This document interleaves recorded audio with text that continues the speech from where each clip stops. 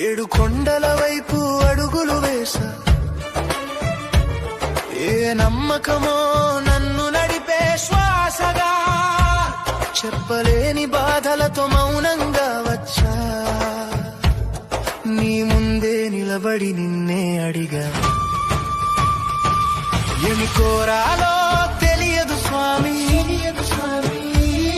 ఏది నిజమో అర్థం కాలేదు స్వామి. చేతులు జోడించి నిలబడ్డ వేళ, నా కన్నీళ్ళే నా మాటలయ్యే వేళ.